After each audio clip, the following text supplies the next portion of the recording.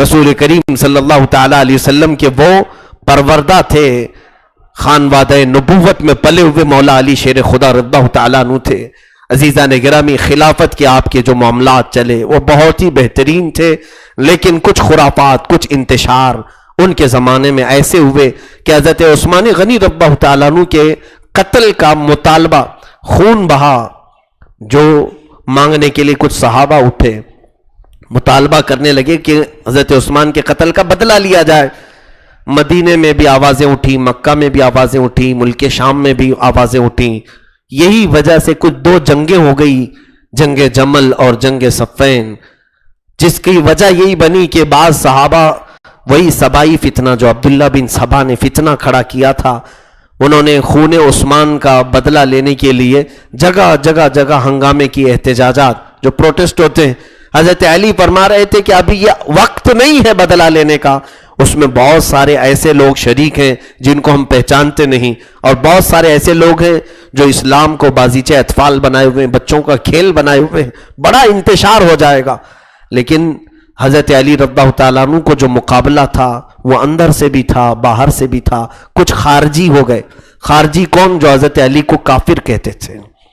اس زمانے میں ایک جماعت نکلی جو خوارج کہلاتی ہیں، ان سے بھی حضرت علی نے جہاد کیا ہے، ان کو مار کر کے بھگایا ہے۔ جنگ نہروان اسی جنگ کا نام ہے۔ خارجی ایک جماعت نکلی، پھر شیعہ ایک جماعت نکلی۔ ان تمام فتنوں میں جو ہے اسلام کو بڑا نقصان پہنچانے کی یہودیوں نے بہت کوششیں کی۔ 4 سال کے بعد حضرت علی کرم اللہ وجہہ الکریم کوفہ میں اپنی دارالخلافہ میں تھے، وہاں پر مسجد میں نماز کے دوران عبد الرحمن ابن ملجم نام کا ایک خبیث خارجی حضرت علی رضی اللہ تعالیٰ عنہ کو، اس نے صبح کے وقت جب آپ لوگوں کو جگایا کرتے تھے، لوگوں کو اٹھایا کرتے تھے فجر کی نماز کے لیے، اس وقت آپ کو اس نے شہید کیا خنجر مار کر۔ حضرت علی رضی اللہ تعالیٰ عنہ کوفہ میں شہید ہوئے۔ یوں سمجھیں کہ علم کا ایک پہاڑ، علم کا ایک سورج غروب ہوا، آسمان ولایت کا ایک چمکتا ہوا چاند اچانک غروب ہوا۔ کوفہ کی سرزمین پر یہ ہولناک حادثہ پیش آیا، لیکن حال یہ تھا کہ خارجیوں کی شورش بڑی ہوئی تھی، آپ کی لاش کو بھی چھپانا پڑا۔ صحابہ جو اس وقت موجود تھے انہوں نے آپ کی لاش کو چھپایا، یہاں تک کہ بعض روایات یہ بتاتی ہیں کہ ایک اونٹ پر رکھ کر کے آپ کی لاش کو جنگل کی طرف بھیج دیا گیا، وہ اونٹ غائب ہو گیا، چلا گیا آپ کی لاش مبارکہ کو لے کر۔ وجہ یہ تھی کہ خارجی آپ کی لاش کے ساتھ بھی بے حرمتی کرنے کی کوشش کر رہے تھے کہ آپ کی لاش مبارکہ، آپ کے جسم پاک کے ساتھ بھی بے حرمتی کی جائے۔ پھر بعض روایات میں یہ ملتا ہے کہ کئی دنوں کے بعد وہ اونٹ ایک جگہ بیٹھا ہوا ملا، آپ کا جسم مبارک اسی طرح تر و تازہ تھا، اسی طرح تر و تازہ تھا۔ تو جو قریب کے لوگ تھے انہوں نے اٹھایا اور پھر اس جگہ پر دفن کیا جس جگہ کو آج نجف اشرف کہا جاتا ہے۔ نجف یہ عراق کا ایک علاقہ ہے جہاں مولا علی شیر خدا رضی اللہ تعالیٰ عنہ دفن ہیں، وہ ہمیشہ کے لیے۔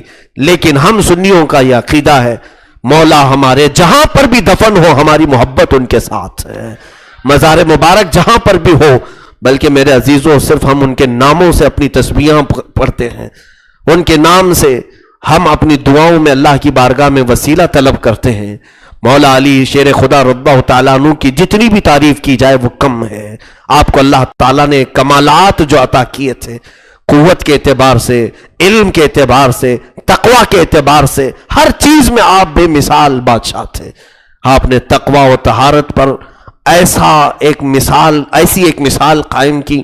صحابہ اکرام رضوان اللہ علیہم اجمعین فرماتے مولا علی شیر خدا جب نماز کے لیے آتے تھے تو آپ کا رنگ پیلا پڑ جاتا تھا، اذان سنتے ہی چہرہ پورا زرد ہوتا تھا، اور لوگ دیکھتے کہ ان کے جسم کے رونگٹے بالکل کھڑے ہو جاتے تھے اذان کی آواز سے۔ یہ خشیت کا عالم تھا، خوف کا عالم۔ لوگ پوچھتے کہ آپ اذان اور نماز کے وقت ایسے کیوں بدل جاتے؟ حضرت علی کہتے لوگ بادشاہوں کے سامنے کھڑے ہونے سے ڈرتے ہیں، میں بادشاہ اعظم کے سامنے کھڑے ہونے سے خوف نہ کروں۔ رب ذوالجلال کی بارگاہ میں جانے کا وقت ہوتا ہے، اس لیے مجھے کپ کپی طاری ہو جاتی ہے۔ رب تبارک و تعالیٰ مجھے کس کیفیت میں دیکھ رہا ہے۔ آپ کا خوف بھی ایسا تھا۔ ایک بار قبرستان میں گئے، سلام کیا زور سے، آپ کے ساتھ حضرت سعید ابن مسیب تھے، انہوں نے کہا کہ ہم نے دیکھا حضرت علی نے سلام کیا، تھوڑی دیر کے بعد قبروں کے پاس کان لگا کر کھڑے رہے. حضرت سعید کہتے مجھے لگا حضرت علی قبر والوں سے کچھ سن رہے ہیں. تھوڑی دیر کے بعد میں نے حضرت علی کا چہرہ دیکھا تو داڑھی پوری آنسوؤں سے تر تھی، اتنا رو رہے تھے. پوچھا کہ مولا علی سے کیا آپ نے دیکھا قبر والوں سے؟ کہا اے سعید میں نے ان کو سلام کیا تو انہوں نے سلام کا جواب دیا. میں نے ان سے پوچھا کہ اے قبر والوں کیا حالت ہے تمہاری؟ تو قبروں والوں نے کہا علی ہماری حالتیں مت پوچھو، ہمارے وہ چہرے جن کو ہم آئینوں میں گھنٹوں سجایا کرتے تھے مولا نے ان چہروں پر بچھو چھوڑ دیے ہیں، ہمارے بالوں میں پیپ آ چکے ہیں، ہماری ناک سڑ چکی ہے، ہمارے دانتوں پر کیڑے مکوڑے لگا دیے گئے ہیں، ہمارا پیٹ پھٹ کر بدبو پیدا کر رہا ہے، رب تعالیٰ نے ہمارے پورے جسم کو کیڑوں کی غذا بنائی ہے. وہ بیان کرتے جا رہے تھے. حضرت علی فرماتے ہیں سعید ان کی باتیں ایسی دردناک تھی کہ اگر دیکھنے کو وہ کیفیت مل جائے تو کوئی دنیا میں زندہ بھی نہیں رہے گا، وہ ہیبت سے مر جائے گا قبر کے حالات سے. مولا علی شیر خدا رضی اللہ تعالیٰ عنہ کثرت سے روتے تھے اپنی قبر کو یاد کر کے. اے میرے عزیزو، جس کو اللہ کے رسول نے دنیا میں جنت کی بشارت دی، جن کو اللہ کے رسول نے ولایت کا سردار کہا، جن کو اللہ کے رسول نے اسد اللہ کہا، اللہ کا شیر کہا، جن کو اللہ کے رسول نے اپنی بیٹی نکاح میں دی، وہ علی قبر سے ڈرتے ہیں. ہمیں کیا ہو گیا؟ ہمارے اندر تو خوف نام کی کوئی چیز ہی نہیں ہے. ایسے اتراتے ہوئے غرور و گھمنڈ سے ہم ناچتے ہیں. نمازیں تو اتنی ہماری گئی ہوئی ہے. ارے میاں عزیزو، مولا علی شیر خدا رضی اللہ تعالیٰ عنہ کی پوری زندگی پاک میں ایک نماز قضا نہ تھی، وہ بھی ایک نماز جس میں رسول پاک صلی اللہ علیہ وسلم آپ کے زانو پر سر رکھ کر سو رہے ہیں، عصر کا وقت ہے، سورج ڈوبا تو علی کو رونا آ گیا. ہائے میری زندگی میں پہلی نماز جا رہی ہے. حضور پاک عصر کی نماز پڑھ کر آرام کر رہے تھے. حضرت علی نے نماز نہیں پڑھی تھی عصر کی، سورج ڈوب رہا تھا، رونا آ گیا، اتنا روئے کہ حضور کے چہرے پر آنسو گر گئے. سورج غروب ہوا.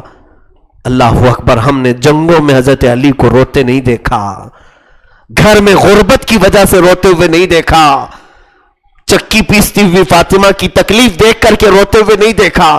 مولا علی کی آنکھوں میں آنسو تھے تو نماز کے قضا ہونے پر تھے. نماز میری چلی گئی، یہ تھا شیر خدا کا تقوی.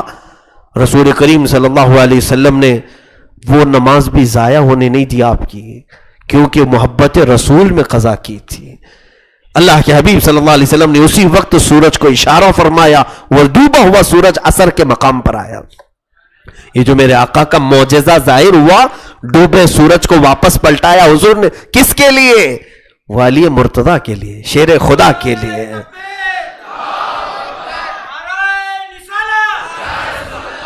نعرہ حیدری. رسول کریم صلی اللہ تعالی علیہ وسلم کے اس سچے جانشین کے تقوی پر میرے عزیز و قربان جاؤ. آج میں آپ کو بیدار کرنا چاہوں گا، ہمارے پاس عمل نام کی کوئی چیز نہیں رہ گئی، ہمارے پاس نمازوں کا ذخیرہ نہیں ہے، ہمارے پاس تسبیح اور تلاوتیں زیادہ نہیں ہیں، ہماری پیشانی تو سجدوں کو ترس گئی ہے. کچھ نہ ہو کر کے پھر ہم جو اتراتے ہوئے گھومتے ہیں، اس عادت میں تبدیلی لاؤ، اس غرور سے باز آ جاؤ. اگر آپ یہ سوچتے ہیں کہ سب بے عملی کرنے کے بعد بھی میرے ساتھ کچھ نہیں ہو سکتا، تو پھر قبر میں جانے کے بعد پتہ چلے گا. رسول کریم صلی اللہ تعالی علیہ وسلم کے متعلق بزرگوں نے فرمایا، قبر میں جانے والا ایک بندہ ایسا بھی ہوگا جب منکر نکیر اس سے تیسرا سوال کر رہے ہوں گے حضور کو دکھا کر کے، ان کے بارے میں تو کیا کہتا تھا؟ ہم تو عاشق رسول ہیں نا، ہم تو محب رسول ہیں نا، رسول پاک کو دیکھ کر کے کہیں گے کہ یہ میرے آقا ہیں. لیکن قبر میں جانے کے بعد بد عمل کے ساتھ کیا ہوگا؟ حضور فرماتے خبردار میرے چہرے کی طرف مت دیکھنا. بزرگوں نے فرمایا ہے حضور یہ بیان کریں گے کہ میرے چہرے کی طرف مت دیکھنا، اس لیے کہ دنیا میں تجھے میرا چہرہ پسند کہاں تھا، تجھے تو دوسروں کا چہرہ پسند تھا. عزیزان گرامی، اس وقت اگر میرے آقا اپنا چہرہ موڑ لے، کس کو بلاؤ گے؟ دعائی کے لیے کس کو بلاؤ گے؟ مدد کے لیے کس کو پکارو گے؟ اسی لیے ہماری زندگیوں کی تبدیلی کی طرف ہم سب کو توجہ کرنے کی ضرورت ہے. نمازیں اتنی ترک نہ کرو کہ تمہارے اوپر نماز جنازہ پڑھ دیا جائے اور تمہاری نمازیں ویسی باقی رہ جائیں۔ عزیزان گرامی وقار، مولا علی شیر خدا رضی اللہ تعالیٰ عنہ کی اس آخری مجلس میں، خلفائے راشدین کے یہ چوتھے خلیفہ کی آخری مجلس تھی، آپ اس بات کو طے کریں کہ قیامت کے دن جسے علی کے ساتھ اٹھنا ہے اسے نماز کا دامن چھوڑنا نہیں ہوگا، اسے نماز کا دامن پکڑنا ہوگا، اس لیے کہ علی اس کے ساتھ ہوں گے جو نبی کے ساتھ ہوگا، نبی کے ساتھ وفا کیا ہوگا۔ میرے آقا کی سنتیں جسے عزیز ہیں انشاءاللہ وہ دیکھے گا قیامت کے دن، کیونکہ میرے آقا نے فرمایا المرء مع من احب، قیامت کے دن ہر آدمی اسی کے ساتھ اٹھایا جائے گا جس سے وہ محبت کرتا تھا۔ تم اگر میرے آقا سے محبت کرتے ہو دنیا میں، ابو بکر، عمر، عثمان و علی سے محبت کرتے ہو رضوان اللہ علیہم اجمعین، تو یقیناً قیامت کے دن جب تم اٹھو گے تمہارے ارد گرد یہی نفوس قدسیہ تمہیں نظر آئیں گی۔ لیکن محبت صرف زبان کا مطلب نام نہیں ہے، محبت تمہارے جسم پر ظاہر ہونی چاہیے، محبت تمہارے جسم پر ظاہر ہونی چاہیے۔ ایک 4 دن کی 8 دن کی محبوبہ اگر تمہیں کہہ دے لال کپڑے مجھے پسند ہیں تو تم لال کپڑے پہن لیتے ہو، اگر تمہاری محبوبہ کہہ دے کہ مجھے پنک پسند ہے تو تم نے کپڑے بدل دیے اس کے لیے۔ جو فانی محبت ہے، مجازی عشق ہے، تم اپنی اس مجازی عشق کے لیے اپنا سب حلیہ بدلتے ہو، اس سے پوچھتے بھی ہو نا کہ تجھے کیسا چہرہ پسند ہے، کون سی غذا پسند ہے، کیا لائک کرتے ہو آپ، سب سے پہلے یہی سارے سوالات ہوتے ہیں، کیوں اسے راضی رکھنے کے لیے۔ کبھی آپ نے میرے آقا صلی اللہ تعالیٰ علیہ وسلم سے کی متعلق نہیں پوچھا کہ حضور کیا لائک کرتے ہیں، کیا پسند کرتے ہیں، کہ حضور اگر میری طرف دیکھیں تو خوش ہو جائے۔ عزیزان گرامی، اس فکر کو بھی اپنے اندر گھر کرو، یقیناً کامیابی ہمارے ساتھ ہے۔ رسول کریم صلی اللہ علیہ وسلم کی نصرت و حمایت ہمارے ساتھ ہے۔ رسول کریم صلی اللہ تعالیٰ علیہ وسلم کے اس شہدائی مولا علی شیر خدا کو جن لوگوں نے شہید کیا وہ خارجی تھے، ان پر اللہ کی لاکھوں لعنتیں ہوں، جنہوں نے در نایاب کو اس دنیا سے ختم کرنے کی ناپاک کوششیں کی۔ لیکن حضرت علی کے غم میں ہم ماتم نہیں کرتے، ماتم نہیں کرتے۔ ایک بات یاد رکھیں، ابھی عاشورہ آنے والا ہے، جگہ جگہ ماتم کے وہ مناظر دیکھنے کے لیے بھی لوگ جاتے ہیں، ماتم دیکھنا ہے، ماتم دیکھ۔ اور ماتم کرنے والے ایک صاحب ہیں، انہوں نے ہم سے کہا بھی تھا کہ برا کیا ہے اس میں، غم حسین تو منا رہے ہیں ہم، حسین کا غم منانے سے آپ کو کیا تکلیف ہو رہی؟ میاں ہم کو تکلیف کائے کو ہوگی، آپ سینہ ٹھوکیں گے تو آپ ہی کو ہوگی، ہم کو کہاں؟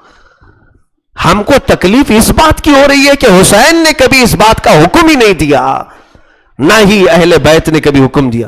مجھے یہاں وہ بات یاد آتی ہے، ہمارے ماضی قریب کے ایک بڑے عالم دین ہیں شاہ احمد نورانی صاحب رحمۃ اللہ علیہ، آپ سے شیعہ علماء نے کہا تھا کہ مولانا آپ سنی لوگ ہیں، ہم شیعہ لوگ ہیں، دونوں میں سب برابری ہے، سب چیزیں ملتی جلتی ہیں، آپ بھی اہل بیت سے محبت کرتے ہو، ہم بھی محبت کرتے ہیں، آپ بھی حسن حسین کو چاہتے، وہابیوں سے ان کی نہیں جمتی، شیعوں کی ہم سے جمتی ہے۔ کیوں؟ کہ سنی بھی اہل بیت کو اپنا امام مانتے ہیں، ہم بھی امام حسین کو اپنا آقا تسلیم کرتے ہیں۔ انہوں نے کہا آپ کی ہماری سب جمتی ہے، ایک ہی چیز نہیں جم رہی ہے۔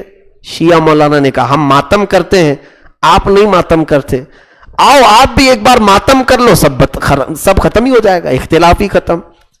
ایک بار آپ ہمارے لیے ماتم کر لو غم حسین میں، شیعہ سنی سب برابر ہو جائیں گے۔ ہمارے علامہ شاہ احمد نورانی صاحب نے جواب دیا تھا ہاں ہم اس کے لیے بھی راضی، ہم اس کے لیے بھی، سارے اتفاقات ہیں ہمارے اور آپ کے درمیان محبت میں، شرط یہ ہے کہ ماتم کریں گے سینہ آپ کا ہوگا، ہاتھ ہمارا ہوگا، ماتم اس طرح سے کریں گے۔ اور بزرگوں نے فرمایا ہے کہ ماتم پر دلیل دینے والے بعض لوگوں نے کہا، سیدنا اویس قرنی رضی اللہ تعالیٰ عنہ نے، سیدنا اویس قرنی رضی اللہ تعالیٰ عنہ قرن میں یمن میں جب ان کو خبر ہوئی کہ حضور صلی اللہ علیہ وسلم کے دانت مبارک شہید ہوئے جنگ احد میں، حضرت اویس نے اپنے دانتوں کو توڑ لیا تھا کہ رسول اللہ صلی اللہ علیہ وسلم کے دانت شہید، جبکہ 2 ہی دانت حضور کے شہید ہوئے تھے۔ اور حضرت اویس قرنی کے متعلق لوگوں نے کہا کہ انہوں نے اپنے منہ کے پورے دانت توڑ لی۔ تو شیعہ حضرات کہتے ہیں حضرت اویس قرنی جب حضور کی محبت میں اپنے دانت توڑ سکتے ہیں تو ہم سینہ کیوں نہیں مار سکتے حسین کے غم میں؟ یہ بہت بڑی دلیلیں لاتے ہیں اس طرح۔ پہلی چیز تو یہ کہ واقعہ جھوٹا ہے، حضرت اویس قرنی کے متعلق ایسا واقعہ جو مشہور ہے، اس کی بنیاد ہی نہیں ہے، یہ صحیح روایت نہیں ہے۔ اگر مان بھی لیا جائے صحیح روایت تو بزرگوں نے فرمایا مان بھی لیا جائے صحیح روایت تو دلیل دیکھو کیسی ہے۔ حضور صلی اللہ تعالی علیہ وسلم کے دانت شہید ہوئے تھے، کیا دانت؟ حضرت اویس قرنی نے کیا کیا؟ حضور کی محبت میں اپنے دانت شہید کیا۔ اور کربلا میں امام حسین کا کیا کٹا تھا؟ گردن کٹا تھا۔ تو ماتم میں بھی کیا کٹنا چاہیے؟ تو یہ صحیح ماتم ہے۔ پھر حضرت اویس قرنی نے دانت کے بدلے دانت اپنے شہید کر لی۔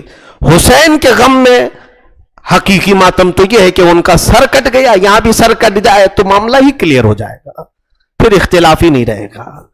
عزیزان گرامی، یہ تمام معاملات اس لیے میں نے عرض کیا ہے کہ ہمارے بزرگوں نے فرمایا ہے کہ حسین کے نام پہ ماتم نہیں ہے اہل سنن کا شیوا، حسین کے نام پہ ماتم نہیں ہے اہل سنن کا شیوا۔ کہ شعر حضرت علامہ نظمی میاں رحمت اللہ تعالی علیہ فرماتے ہیں شہید مرتے نہیں ہیں، قرآن یہ گواہی دے رہا ہے، شہید مرتے نہیں ہیں، اور جو نہیں مرا ہے اس کا ماتم کیوں کریں ہم؟ جو مرا نہیں ہے اس کا ماتم کیوں کریں؟ ہم تو حسین اعظم کو کہتے، قرآن کی آیتیں ان کو زندہ بتا رہی ہیں، وہ زندوں کے امام ہیں، اور الحمدللہ ہم امام حسین ہو، علی مرتضیٰ ہو، ان کو اپنی قبروں میں زندہ تسلیم کرتے ہیں، اور وہ زندوں کے آقا و امام ہیں۔ مولا ہماری محفلوں کو قبول فرمائے، مولا علی شیر خدا رضی اللہ تعالیٰ عنہ کے دربار میں آج جو کچھ بھی کہا گیا ہے کہنے سننے سے زیادہ عمل کی توفیق عطا فرمائے۔ رب ذوالجلال علی مرتضیٰ رضی اللہ تعالیٰ عنہ کے صدقات ہم سب کے گھروں میں عطا فرمائے۔ یا رب ذوالجلال تیرے دربار میں یہ التجا ہے، مشکلیں حل کر شہ مشکل کشا کے واسطے، مشکلیں حل کر شہ مشکل کشا کے واسطے، مشکلیں حل کر شہ مشکل کشا کے واسطے، کربلائیں رد شہید کربلا کے واسطے، لی خمسۃ اطفی بہا حر الوباء الحاطمہ، المصطفیٰ والمرتضی وابناہما والفاطمہ، وصلی اللہ تعالی علی خیر خلقہ محمد وآلہ وصحبہ اجمعین۔